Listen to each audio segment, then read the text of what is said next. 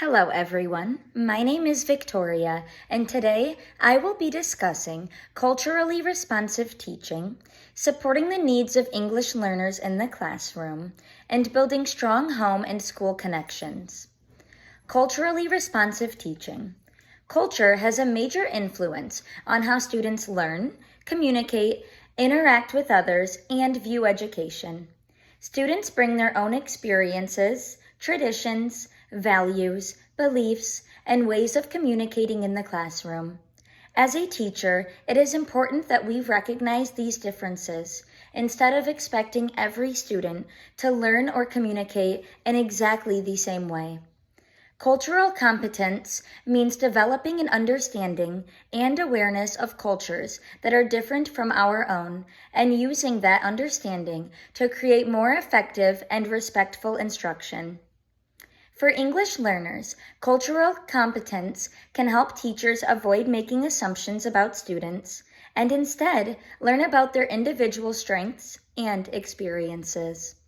I would integrate students' cultural backgrounds into instruction through books, classroom materials, examples, music, celebrations, and opportunities for students to share their experiences.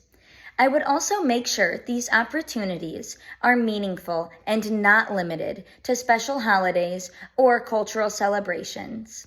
WIDA's asset-based approach emphasizes that multilingual learners bring valuable linguistic and cultural resources that can contribute to the classroom community. Culture also affects the classroom environment and language acquisition. Students are more likely to participate and take risks with new language when they feel safe, respected, and included. I would establish classroom routines that encourage cooperation, respectful communication, and acceptance of differences.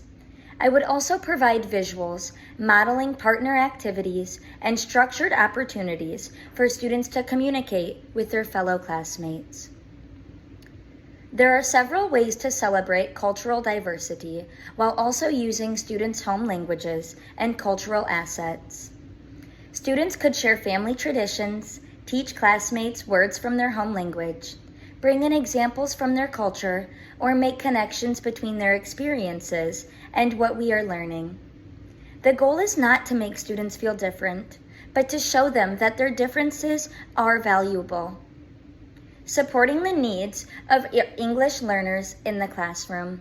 English learners have different strengths, needs, experiences, and levels of English proficiency. Some instruction cannot be a one-size-fits-all. I would use differentiation and scaffolding to make grade-level content accessible while also maintaining high expectations.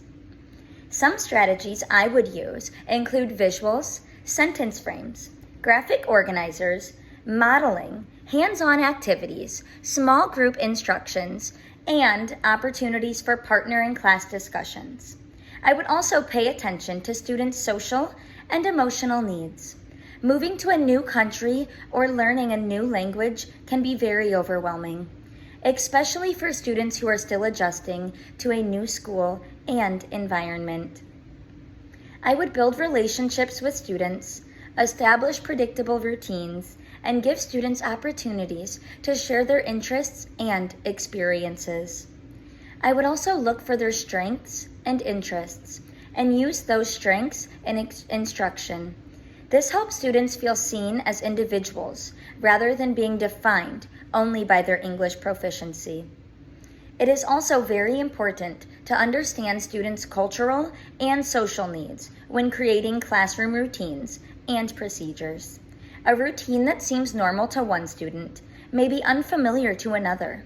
Taking the time to explain expectations, model routines, and provide consistent support can help students feel more comfortable and even confident. Home and school connections.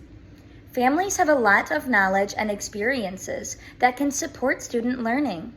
These are sometimes referred to as funds of knowledge. Families may have knowledge related to their occupations, traditions, languages, community, hobbies, or everyday experiences that can become valuable resources in any classroom. For example, if I know that a student has experience helping with a family business, caring for younger siblings, or playing a sport, cooking, gardening, or participating in community activities, I can look for ways to connect these experiences to our classroom learning. Research on funds of knowledge support using students' and families' experiences as resources for teaching and learning rather than viewing differences as deficits. Building strong family partnerships also requires communication. I would make an effort to communicate with families in ways that are accessible and respectful, while making sure families know that their input is very valued. I would share positive information about the child's progress and strengths, not only contact them when there is ever a problem. I would also encourage families to continue using their home language. A student's home language is not something that needs to be left at the door when they enter an English-speaking classroom. It is part of who they are and can be very important resources for learning. Finally, I would look for opportunities to involve the community members, and organizations to provide cultural experiences, resources, and connections that make learning more meaningful to all students. Overall, I believe an asset-based approach starts with recognizing what students already know and can do. My goal as an educator would be to create a classroom where English learners feel that their language, culture experience, and identities are valued. When students feel respected and included, they are more likely to participate, build relationships, take risks with language, and become successful learners. Supporting English learners is not about changing who they are. It is about using the strengths that they already have to help them continue to grow. Thank you very much for taking the time to watch my video.